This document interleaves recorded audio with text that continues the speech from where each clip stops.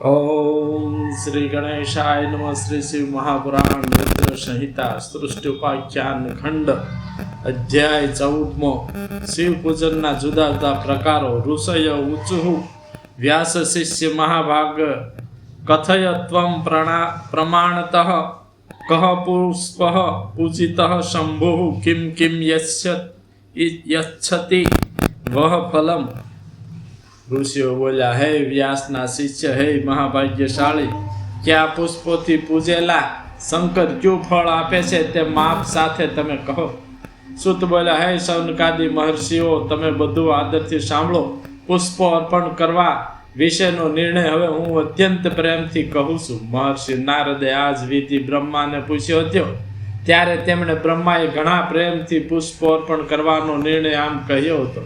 બ્રહ્મા બોલ્યા, લક્ષ્મી ઈચ્છતા મનુષ્ય કમળ, બિલીપત્ર, સતપત્ર અને શંખાવલીના પુષ્પ વડે શિવનું પૂજન કરવું। હે બ્રાહ્મણ, એ પુષ્પ અને પત્રની 1,00,000ની સંખ્યાથી જો શિવને પૂજ્યા હોય તો પાપો દૂર થાય જ છે અને લક્ષ્મી પ્રાપ્ત થાય છે, એમાં સંશય નથી। 20 કમળનો એક પ્રસ્થ નામે માપ કહેવાય છે અને 1000 બિલીપત્રથી અર્ધો પ્રસ્થ કહેવાય છે, તેમજ 1000 સતપત્રથી અર્ધો પ્રસ્થ કહેવાય છે અને 16 પળનો એક પ્રસ્થ અને 10 ટંકનું એક પલ ગણાય છે।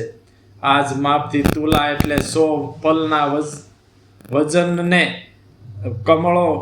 વજનના કમળો, બિલીપત્ર કે સતપત્ર પુષ્પો શિવ પર જો ચડાવે તો સર્વકામનાઓ મેળવે છે, પણ જો નિષ્કામ હોય તો શિવ સ્વરૂપ થાય છે। હે મુનિવરો, જેને રાજ્યની ઈચ્છા હોય તેણે 10 કરોડ પાર્થિવેશ્વરની પૂજા કરી શંકરદેવને પ્રસન્ન કરવા। શિવલિંગ પર અખંડ પુષ્પ, અખંડ ચોખા, ચંદન વડે જ વિલેપન અને જળધારા ચડાવે, તેમજ યોગ્ય મંત્રથી ઉત્તમ બિલીપત્ર, સતપત્ર કે કમળનું પુષ્પ પણ જે ચડાવે તેને આ લોક અને પરલોકમાં સર્વ દિવ્ય ઈચ્છિત ફળ મળે છે। પૂર્વકાળના વિદ્વાનોએ શંખાવલીના પુષ્પોથી ખાસ પૂજન કર્યું છે। ધૂપ, દીવો, નૈવેદ્ય, અર્ઘ્ય, આરતી, પ્રદક્ષિણા, નમસ્કાર, ક્ષમા પ્રાર્થના તથા વિસર્જન કરી જેણે સંપૂર્ણ પૂજન કર્યું હોય તેમજ ભોજન, નૈવેદ્ય આદિ સર્વ પ્રકારના ઉપચારો સહિત ધરાવ્યું હોય તેને શંકર ભગવાન અવશ્ય રાજ્ય આપે છે। જે પુરુષ પ્રધાન પદ ઈચ્છતો હોય તેણે 5 કરોડ પાર્થિવેશ્વરનું પૂજન કરવું અને કેદખાનું પામ્યો હોય તેણે 1,00,000 પાર્થિવેશ્વરનું પૂજન કરવું। જ્યારે રોગથી માણસ ઘેરાય ત્યારે તેને 1,50,000 પાર્થિવેશ્વર કરી પૂજન કરવું અને કન્યાની ઈચ્છાવાળાએ 25,000 પાર્થિવેશ્વર શ્રીથી શિવ પૂજા કરવી। વિદ્યાની ઈચ્છાવાળાએ 12,500 પાર્થિવેશ્વર કરી શિવને પૂજવા અને જેને વાણીની શ્રેષ્ઠતાની ઈચ્છા હોય તેને ઘીથી જ શિવનું પૂજન કરવું। શત્રુઓનું ઉચ્ચાટન કરવા માટે પણ તેટલા જ માપથી પૂજન કરવું અને મારવામાં 1,00,000 તેમજ મોહ પમાડવામાં 1,50,000 પાર્થિવેશ્વર કરી શિવ પૂજન કરવું। ખંડિયા રાજાઓને જીતવા માટે 1 કરોડ પાર્થિવેશ્વરનું પૂજન વખાણાય છે અને રાજાઓને વશ કરવા માટે 10,00,000 પાર્થિવેશ્વરનું પૂજન કરવું।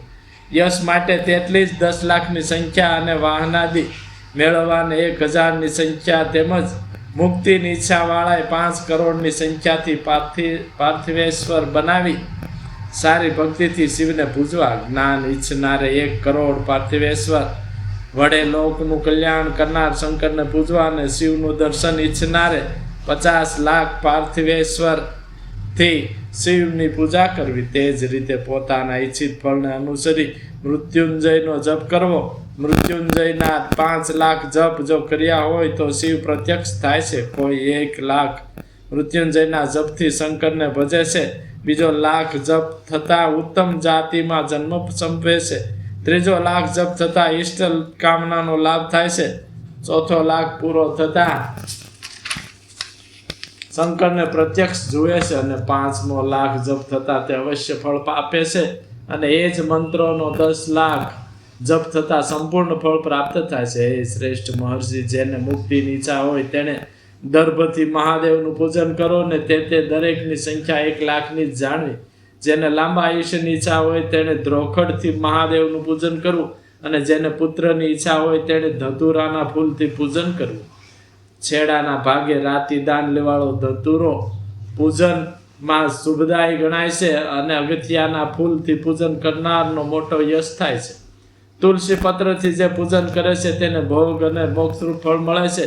અને આંકડાના ફૂલ વડે, અઘેડા વડે તથા લાલ કમળ વડે શિવ પૂજા કરનારનો પ્રતાપ વધે છે. જાસૂદના ફૂલ વડે કરેલી શિવ પૂજા શત્રુઓનો નાશ કરનાર ગણાય છે. અને કરેણના પુષ્પોથી કરેલી પૂજા રોગને તથા શત્રુઓને ઉખેડી નાખનાર થાય છે. બપોરિયાના ફૂલથી શિવ પૂજા કરનાર ભૂષણો એટલે કે ઘરેણા દાગીના પ્રાપ્ત થાય છે. અને જુઈના પુષ્પથી શિવને પૂજનારને વાહન પ્રાપ્ત થાય છે, એમાં સંશય નથી. અને અળસીના ફૂલથી શંકરને પૂજનારો વિશ્વમાં વહાલો થાય છે. ખીજડીના પાનથી શિવને પૂજનારો પુરુષ મુક્તિ મેળવે છે. અને માલતીના પુષ્પ વડે પૂજેલા શંકર અતિશય ઉત્તમ સ્ત્રી આપે છે. જુઈના ફૂલ વડે શિવ પૂજા કરનારના ઘરમાં ધાન્ય કદી ખૂટતા નથી. અને કરેણના પુષ્પ વડે શિવ પૂજા કરનાર મનુષ્યને ઉત્તમ વસ્ત્રો પ્રાપ્ત થાય છે.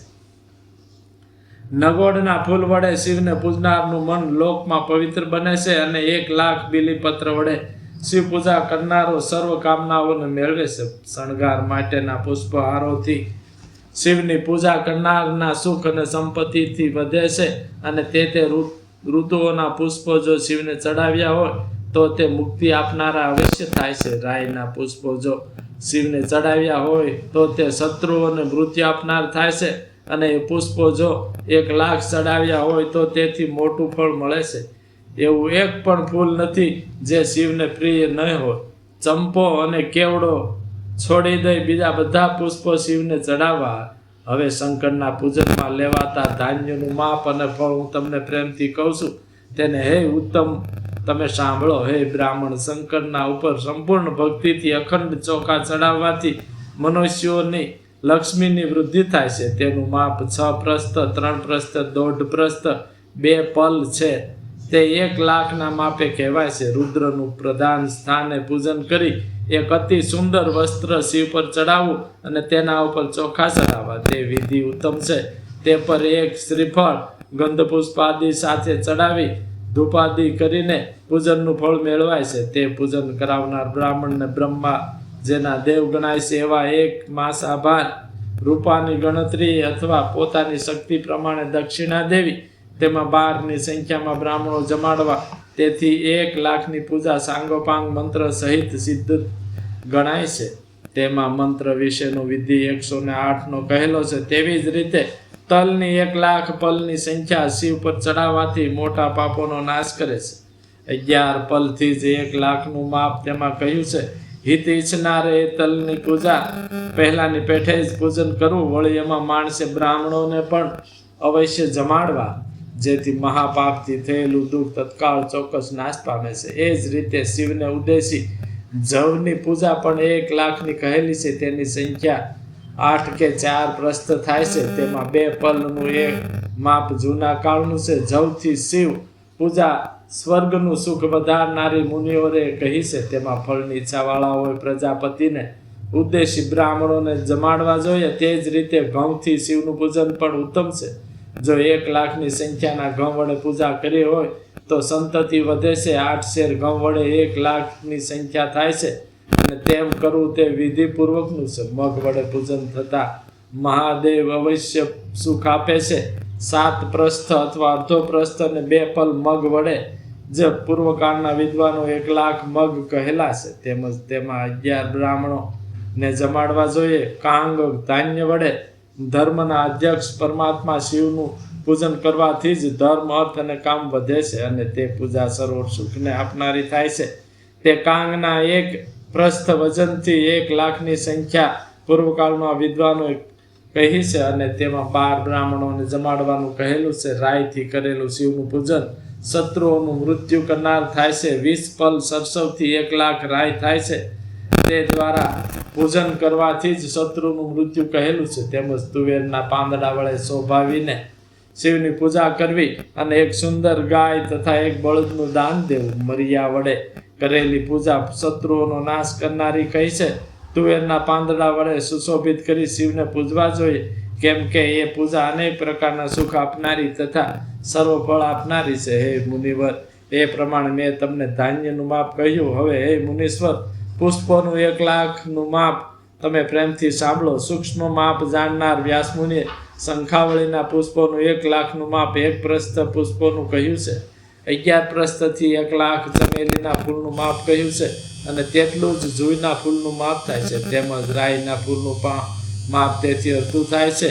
20 પ્રસ્થ વડે માલતીના ફૂલની 1,00,000ની ઉત્તમ સંખ્યા થાય છે. તેમજ તલના ફૂલ 1 શેરથી કંઈક થોડા વજને 1,00,000 થાય છે. તેનાથી 3 ગણા માપથી કરેણના ફૂલ 1,00,000 થાય છે. તેમજ નગોળના ફૂલનું માપ પણ તે જ પ્રમાણે પંડિતોએ કહ્યું છે. રાતી કરેણ, સરસડાના ફૂલ તેમજ બપોરિયાના પુષ્પોનું 1,00,000નું માપ 10 શેરના વજનથી થાય છે. ઇત્યાદિ જુદા જુદા પુષ્પો વડે તેમનું 1,00,000નું માપ જાણીને કામનાઓનો ત્યાગ કરનારા મનુષ્ય સર્વ ઈચ્છાઓની સિદ્ધિ માટે તથા મુક્તિ માટે શિવનું પૂજન કરો. હવે ધારાથી કરેલી પૂજાનું મોટું ફળ હું તમને કહું છું, જેને માત્ર સાંભળવાથી મનુષ્યનું કલ્યાણ થાય છે. વિધિપૂર્વક અને ભક્તિથી શિવની પૂજા કર્યા પછી ભક્તિમાં તત્પર મનુષ્યોએ જળધારા કરવી. તાવના બકવાદની શાંતિ માટે જળની ધારા શુભ કરનારી છે. તે જળધારા વગેરે સતરુદ્રી મંત્રથી, 11 રુદ્ર મંત્રથી, રુદ્ર સૂક્તથી, પુરુષ સૂક્તથી, ષડંગ મંત્રથી, મહામૃત્યુંજય મંત્રથી, ગાયત્રી મંત્રથી અથવા નમઃ અંતે મૂકેલા ઓમકાર આદિ નામ મંત્રો કે વેદમાં કહેલા બીજા મંત્રોથી કરવી જોઈએ. ઉત્તમ ભસ્મને ધારણ કરતા મનુષ્ય અનેક પ્રકારના પવિત્ર દ્રવ્યો વડે સુખ અને સંતતિની વૃદ્ધિ માટે ધારા પૂજન કરવું. 1000 મંત્ર ભણાય ત્યાં સુધી શિવ પર ઘીની ધારા કરવી. તેથી વંશનો વિસ્તાર થાય છે, તેમાં સંશય નથી. એમ મેં કહેલા મંત્રોથી શિવનું પૂજન અવશ્ય કરવું, અને પ્રજાપતિ જેના દેવ છે એવું બ્રાહ્મણ ભોજન પણ કરાવવું, એમ મુનીશ્વરોએ કહ્યું છે. જો બુદ્ધિની જડતા દૂર કરવી હોય તો સાકર નાખેલા દૂધની ધારા ખાસ કરવી. તેથી તેની બુદ્ધિ બૃહસ્પતિના જેવી ઉત્તમ થાય છે. જ્યાં સુધી મંત્રોની 10,000ની સંખ્યા ન થાય ત્યાં સુધી તે ધારા પૂજન ચાલુ રાખવું.